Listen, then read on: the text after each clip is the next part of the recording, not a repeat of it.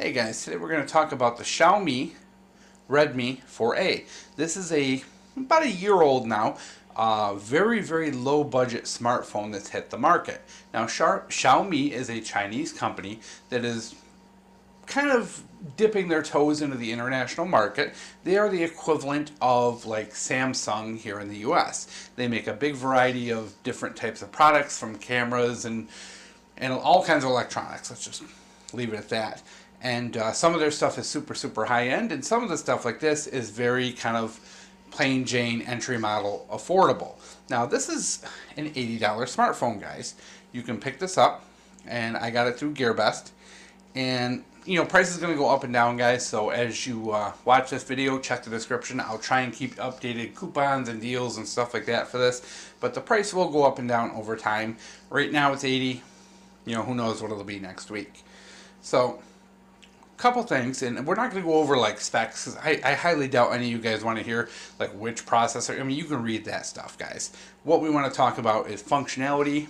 How can you use this, and is it worth the money? I mean, let's be real here, because you know, I don't care which processor is in it, you know, to be honest. So this thing runs very well. We're going to talk performance wise.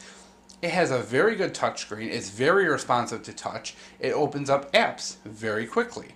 There's a little bit more lag as compared to what I would get on my Motorola Z-Force, but you know, you're talking like a $500 phone versus an $80 phone, so that is completely acceptable. It uses the Google Play Store, which is something else you need to look for when you're buying a Chinese phone, and so you can get all those same apps that you would get through, you know, your normal phone, which is awesome if you want to play Angry Birds, YouTube, things like that. In fact, I go so far as I use this for my flashlight testing, because I have a data logging Lux program. This is what I do my flashlight testing on, guys, right here. Instead of using, you know, all that fancy equipment, this $80 phone does just as good of a job as some of that expensive lab equipment out there. So, one of the difficulties, of course, finding accessories is very difficult. It takes a standard USB, so really any USB charger is fine. I did find like a $2 clear cover for it, which is great because it was $2. And this screen protector as well that was a little bit more, but it's a little bit of a harder, thicker plastic than what you usually get with them. But it still doesn't affect the responsivity of it at all. It's actually very quick, very fast. It opens up apps, you know. Overall, like, super happy with how it performs. So, alright, let's talk about how you can use this. Now, if you want to use it, we're going to talk about the phone functionality first. Now, there's a couple things you need to know if you want to use this as your personal phone, because you just don't want to buy one of the other phones on the market. Now, first, whatever phone you buy, whether it's this one or whatever, you need to make sure that you're getting one that is unlocked for international use. A lot of the Chinese manufacturers, just like, you know, here, the phones are unlocked. You know, like, remember, for the longest time, Apple phones you could only get through AT&T, and then they kind of made them available to other people. Some of these are locked to the Chinese provider, so you do need to make sure 100% it says in the description that it's unlocked for international use. Now, in that case, that will allow you to add it to Verizon, AT&T, T-Mobile, whoever, you know. And then the other thing to note is your data. Now, the Chinese use some different bands than we do. Now, there is some overlap, but one of the things, if you're going to buy one of these phones, you need to, number one, write down the bands that are in the description for the phone, call up your provider, and see what bands they have to offer.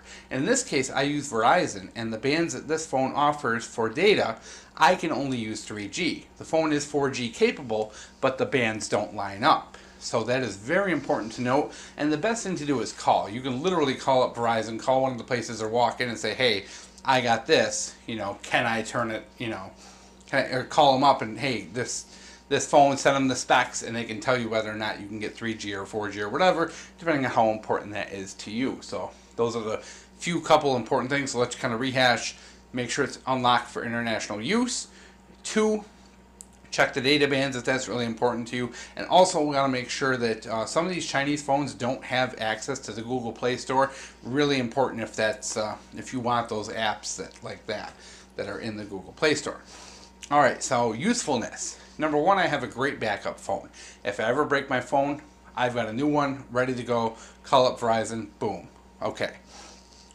Next thing, I use this for my flashlight testing. I can use this as a GPS for backpacking. I can use it for a lot of things. Any of the apps that are really great out of the Play Store work on this. So if I want to use this as a designated like GPS, so I'm not killing my phone or I'm going backpacking and I don't want to destroy my $500 phone, this works great. If I want to sit there and watch YouTube videos of kittens all day, I can do that as well. I can play games, all that stuff without killing the battery on my phone. So if you are in a situation, say you're going camping, backpacking, something like that, this thing can do everything that your phone does without destroying your phone. I know I would much rather drop this $80 phone into a lake than drop my phone. So they are great for pretty much just duplication of anything that you want. As I mentioned, I use mine for flashlight testing. I use the data logging Lux program. So I do all my flashlight testing on this phone by pretty much just running the light, and it data logs and saves it to an Excel file that I can use to make charts. I use this for my kids occasionally. I let my kids play with it. Not often. We're not a huge electronics family, but once in a while, you know, I do let them sit down and play some Angry Birds or something like that. So it is good for that as well, to keep your kids off your own phone.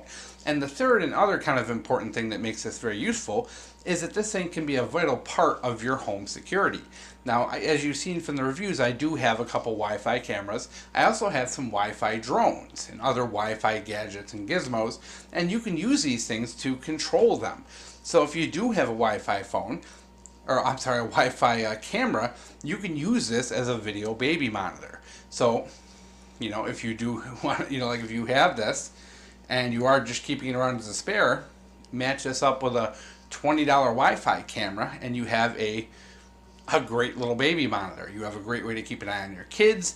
I've even set this thing up in the backyard so that I can keep an eye on my son, you know, in the backyard while I'm doing stuff. So I've set up the camera in the window and then been able to do what I'm doing and have this running so I can look and see exactly what he's doing. You know, so there's a lot of great things you can use this for, and being it's not your main phone, it doesn't take away from that. Just so the amount of useful things that I find myself doing with this are tremendous. In fact, this is something where if my son dropped this and broke this tomorrow, I would replace it, because in the house we actually use this quite a bit. Amazingly, you know, because you know, I do like and prefer to keep my phone kind of ready and able to go. This thing kind of, if I know I'm going to be, for example, on Thursday, I've got to go to the car dealership and have my transmission looked at. I got a transmission problem in my car. It's just something I can't fix. I know I'm going to be sitting there for like 2 hours.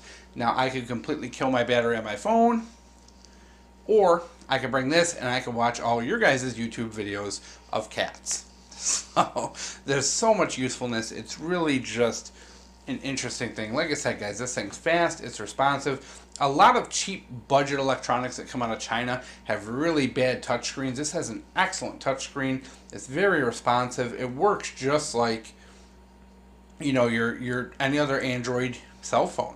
So essentially what you're getting is an $80 phone that is comparable to a lot of the phones on the market. It's just not as good, you know, but you can always go up from there. There's tons of other phones out there that are better than this, but you're going to pay a little bit more money. For those guys who are trying to stay on a budget, this can be a terrific option for a smartphone.